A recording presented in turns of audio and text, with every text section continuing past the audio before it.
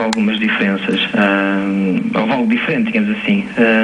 Na altura da eleição de Cavaco Silva, ele prometeu uma cooperação estratégica com o Governo e cumpriu-a, na minha opinião, e penso que na opinião generalizada cumpriu, e voltou a renová-la agora, quando da segunda tomada de posse de José Sócrates à frente do Governo. Apesar, portanto, daquela situação com o Estatuto dos Açores, em que toda a gente fala, e eu próprio também digo isso, em que há um momento de viragem nas relações entre Belém e São Bento, o que é facto é que houve alguma crispação, houve algum mal-estar, mas acho, em minha opinião, que Cavaco tem mantido essa cooperação estratégica.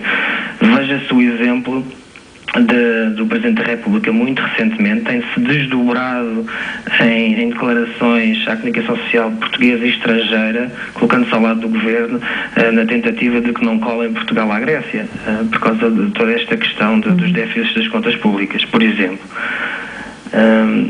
Depois, a seguir a essa questão dos Estatutos dos Açores, efetivamente, de facto, as relações aqueceram um pouco, como eu dizia também há pouco. Em 2009, houve um período difícil para Cavaco Silva, que foi o verão, exatamente, a questão das escutas, em que aí o Presidente da República poderia ter intervido mais cedo, mas não o quis fazer porque estávamos em época de eleições, portanto, em pré-campanha e depois em campanha. Foi um ano também em que Cavaco foi colado ou associado, digamos assim, diretamente ao caso do BPN, mas efetivamente, quando a questão das eleições, eu acho que aí bem, embora se possa criticar o Presidente da República por isso, e muita gente veio pedir a que o Presidente intervisse na altura, ele não o fez, e acho que se tivesse feito mais cedo e tivesse dado as explicações que depois deu após as eleições, provavelmente até poderia ter beneficiado o PSD, e eu acho que ele manteve uma posição de neutralidade, embora muita gente ficasse descontente por causa do seu silêncio relativamente a esta questão, embora ainda hoje tenhamos toda a sensação que foi uma questão não muito bem explicada e de facto em Belém terão havido alguns erros na questão da comunicação relativamente a todo este caso. Mais recentemente, aquilo que assistimos foi que, após as eleições, e aí Cavaco no ano novo veio referir precisamente isso, houve uma tentativa do Governo de dizer que não tinha... A oposição também não fez a vida fácil ao Governo, é um facto, mas houve uma tentativa do Governo de dizer que ele tinha condições para governar e obrigou Cavaco no seu discurso de ano novo a dizer, a demarcar-se do debate político e do combate político-partidário e dizer, ou seja, não metam ao barulho, portanto eu estou acima dessas querelas e também não arranjem desculpas por minha causa, portanto, e governem lá. Digamos que foi mais ou menos esta mensagem que Cavaco transmitiu ao Governo.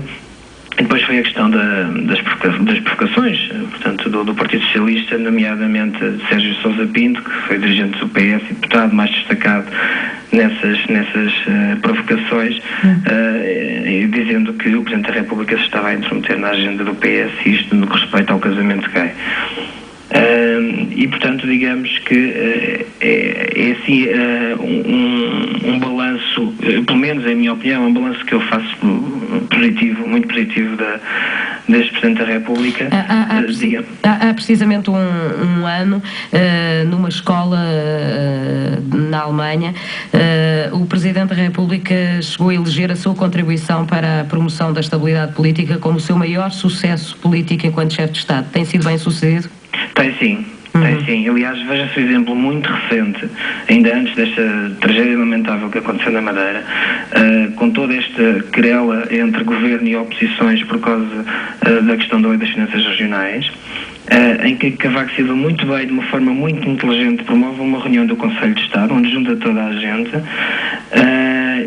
condicionando desta forma o governo, portanto, não arranjar desculpas para se eventualmente poder demitir, tendo em conta toda a situação que o país vive e que vocês têm noticiado também ao longo dos dias e ao longo desta manhã, a questão do Programa de Estabilidade e Crescimento, que é importantíssimo para a nossa vida pública, portanto, para todos nós portugueses, e desta forma, com o Conselho de Estado, portanto, o Cavaco condiciona um bocadinho o Governo a não arranjando desculpas para se demitir e, ao mesmo tempo, também condiciona Alberto Rangel e os partidos da oposição de forma a que assumam um diálogo e um entendimento sobre as finanças regionais, como se sabe, entretanto, foi ultrapassada por causa da questão da tragédia Madeira, mas isto para dizer que, de facto, Cavaco, e muito bem, tem sido um promotor da estabilidade e da cooperação com o Governo. E como é que antevê este último ano de Cavaco Silva em Belém? Vão ser dias difíceis? Vão ser dias muito difíceis.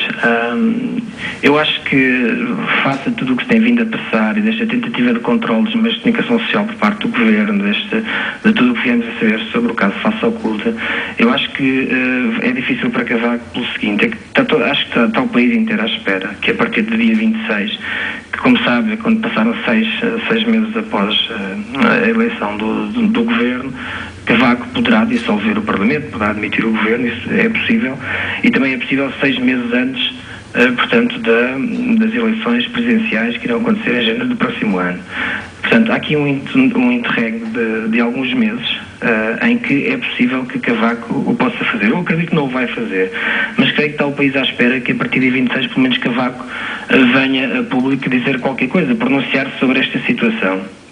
E é de facto um momento muito difícil para ele, porque por um lado não convém, obviamente, que face a todos os problemas que Portugal enfrenta, nomeadamente aquele que ainda agora estava aqui a falar da questão do Programa de Estabilidade e Crescimento, face a um déficit das contas públicas elevado como nós temos, face ao galopante crescimento do desemprego em Portugal, com empresas a fechar porque de facto não são competitivas com empresas estrangeiras, etc.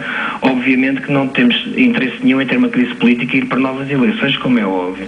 E também Cavaco, isto é a minha opinião e acho que é a opinião generalizada de toda a gente, vai-se recandidatar e, portanto, recandidatando-se, obviamente não tem interesse nenhum, do ponto de vista pessoal e da sua reeleição, não tem interesse nenhum em demitir um governo, em dissolver um parlamento e convocar novas eleições, porque isso poderia prejudicar.